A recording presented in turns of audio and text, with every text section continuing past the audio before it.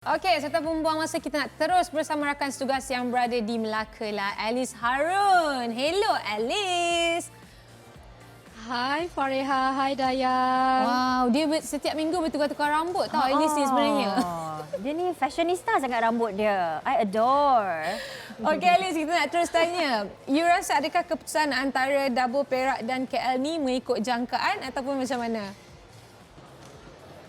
Okey, Fareha dan juga Dayang, sebenarnya untuk pengetahuan anda, untuk Double Perak dan juga Melaka, mereka sebenarnya, maafkan saya, Perak dan KL, mereka mempunyai kelebihan untuk layak ke peringkat akhir. Tetapi kelebihan lebih dimiliki oleh pasukan Perak di mana mereka mempunyai pemain import iaitu Kitipum Sarebut yang memang sebelum ini pun dihaskan untuk bermain sebagai killer untuk acara double. Dan kalau kita lihat prestasi untuk pasukan KL sebenarnya tadi, mereka melepaskan peluang terutamanya di set pertama. Kesilapan yang dilakukan oleh Muslim sebenarnya sayanglah menghukum mereka untuk tewas di set pertama.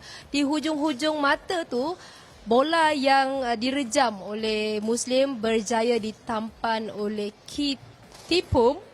Dan untuk set kedua, mereka juga gagal untuk mengekalkan momentum mereka sebab di hujung-hujung mata juga Muslim melakukan kesilapan dengan melakukan rejaman yang keluar hingga menyebabkan pasukan Perak menang mudah 2-0 ke atas pasukan Kuala Lumpur.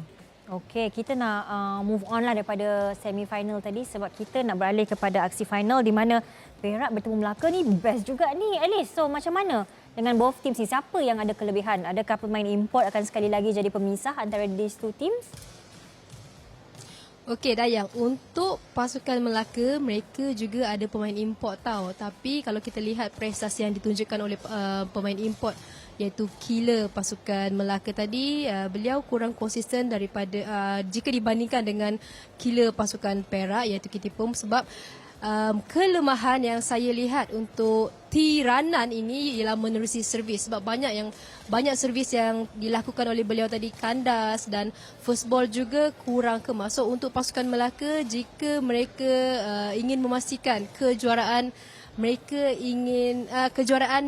mereka ingin miliki, mereka harus memperkemaskan terutamanya dari segi servis dan juga first ball untuk killer. Sebab kalau kita lihat sebenarnya untuk pasukan Perak, Kitipum ni sebenarnya dia sangat-sangat perfect dari segi servis, first ball. Kalau kita lihat sebenarnya dia memang betul-betul bersedialah untuk saingan di kejohanan Tun Ali Cup ini. Dan sebenarnya untuk saingan dari hari pertama peringkat kumpulan pun, Kitipum ni dia terus konsisten sebenarnya. Dia lebih banyak membantu untuk menghadirkan banyak mata untuk pasukan Perak.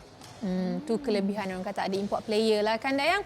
Tapi untuk malam ni pula acara favourite semua orang, Regu kan. So kita nak tahu pasukan mana yang Alice akan jangka berjaya layakkan diri ke final.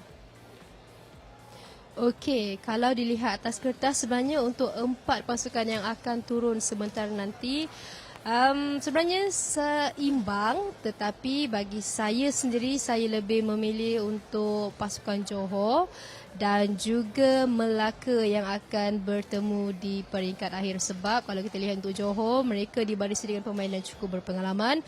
Walaupun Haziq, kalau kita lihat prestasi beliau pada STL tahun ini, banyak peningkatan dan sekali lagi dia berjaya kekalkan prestasi tersebut. Dan kalau Fareha dan Dayang sempat lihat pun, sebenarnya Haziq setakat ini saya boleh pujilah performance yang beliau tunjukkan, banyak peningkatan dan dia juga semakin matanglah dalam menghadirkan mata. Tetapi untuk pasukan Melaka, Syahir juga sekarang berada dalam momentum yang terbaik. Kalau kita lihat semalam pun, beliau juga adalah salah satu pemain ataupun tonggak utama yang lebih banyak membantu menghadirkan mata ketika mereka turun bertemu dengan ATM. Tapi sebenarnya untuk pasukan yang Johor akan lawan sebentar nanti, Negeri Sembilan pun bukan calang-calang sebab mereka juga dibarisi dengan pemain yang cukup berpengalaman seperti Hafizul Hayazi, Hishamat dan juga Pak Long. So kita akan lihatlah sebentar nanti siapa yang jarang ataupun kurang melakukan kesilapan. Mereka lah yang akan layak ke peringkat akhir esok. Tapi saya menjangkakan untuk Johor dan Melaka yang akan bertemu di Saya setuju. final Kalau esok. Pak Johor tu, saya setuju. Laju je Fariha ni Alright, Alice. Thank you so Alice. much. Yang Bye. penting tim Metro Arena Alright, thank tetap you. Bye. momentum tinggi kat sana. Bye, Alice.